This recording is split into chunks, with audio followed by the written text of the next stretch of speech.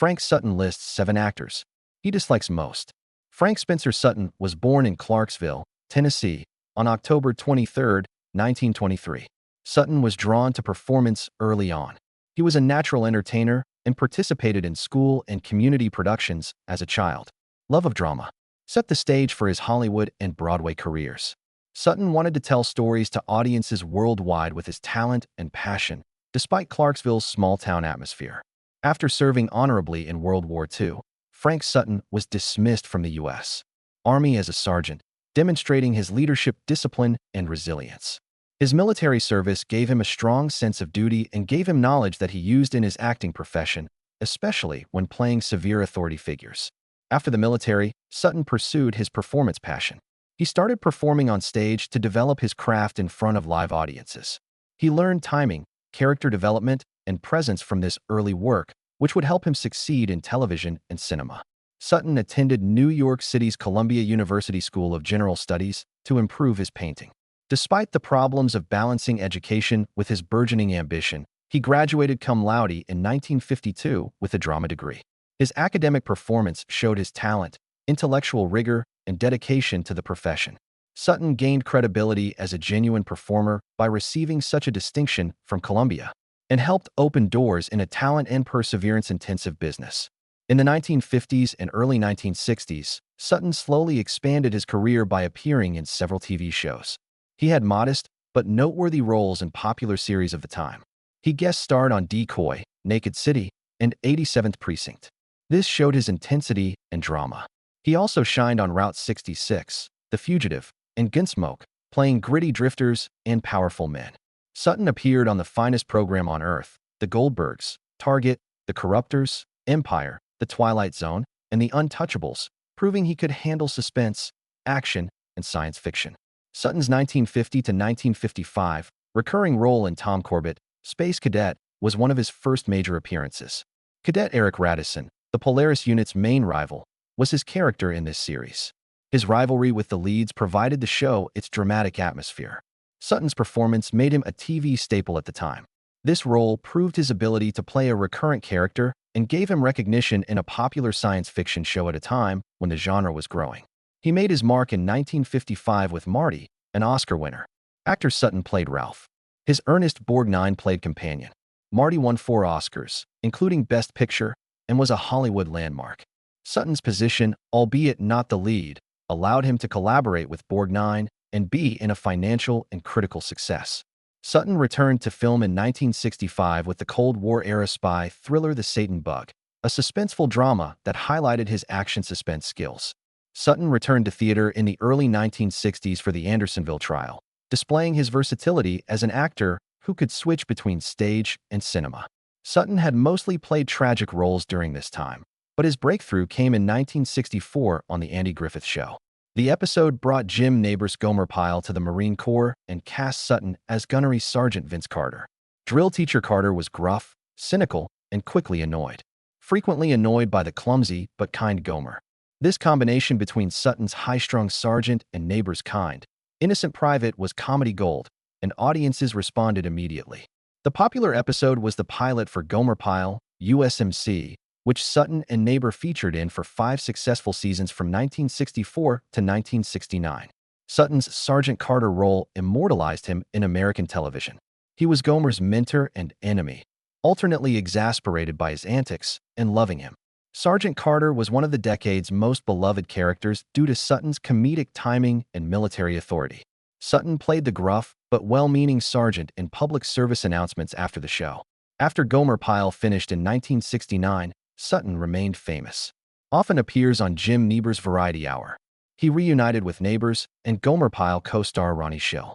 Sutton played Nabors' brother-in-law in comic sketches on the show, allowing him to show off his non-military wit.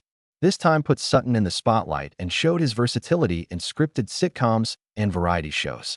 In addition to television, Sutton played roles in dinner theater plays to attract smaller audiences.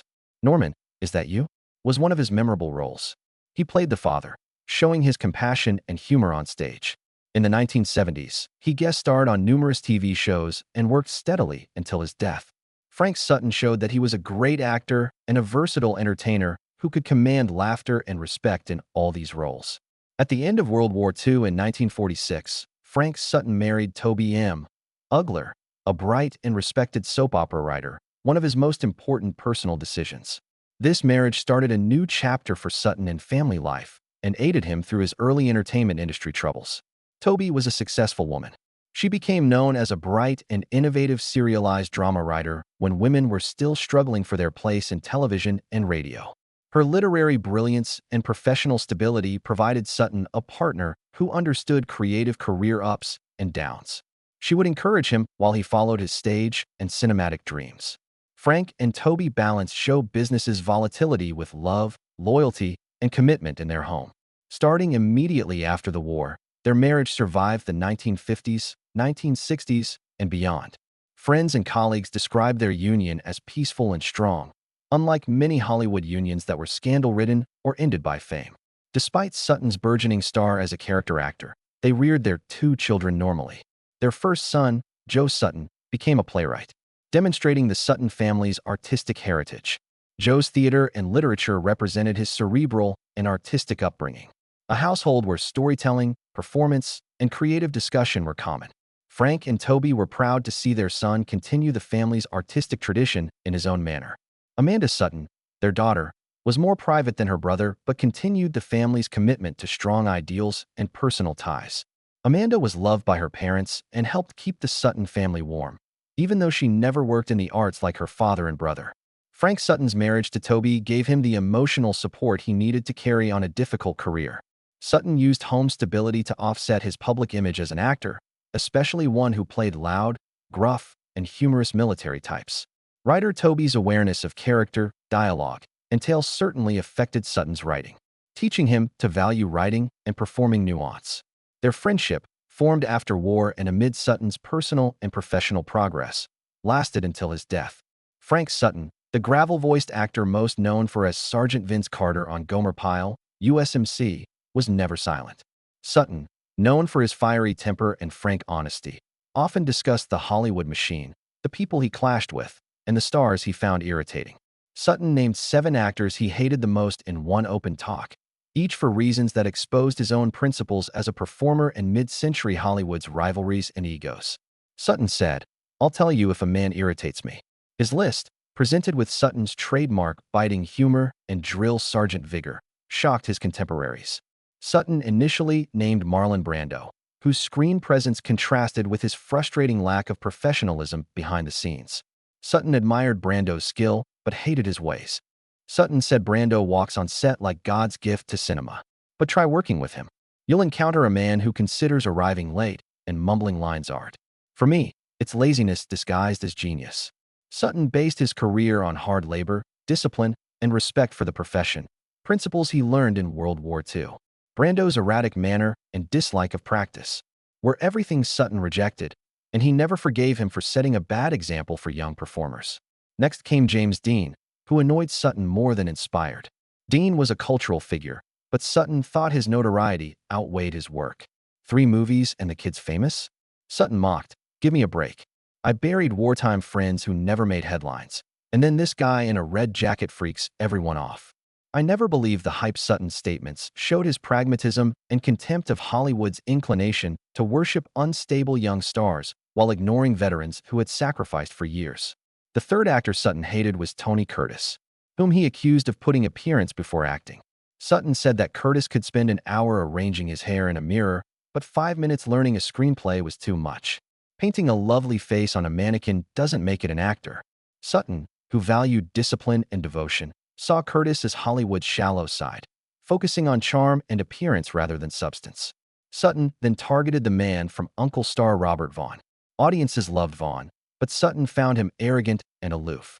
Sutton hissed as Vaughn moved about like he was presenting a college tutorial instead of shooting. He'd quote Shakespeare in the morning, then fumble his lines in the afternoon. Brains instead of guts. Vaughn seemed intellectually superior to Sutton, which irritated him. He preferred plain-spoken honesty over Hollywood intellectualism. The 5th name Sutton mentioned was Montgomery Clift, a method actor he disliked. Others complimented Clift's vulnerability, but Sutton thought it often showed weakness. Sutton claimed even in war photos, Clift looked like he was crying. That dude doesn't look like a soldier with a rifle. A poet is lost on the battlefield. This acting doesn't appeal to me. Sutton disliked because of his military experience. He wanted harshness and sincerity in combat parts, and Clift's sensitive technique clashed with his gruff masculinity.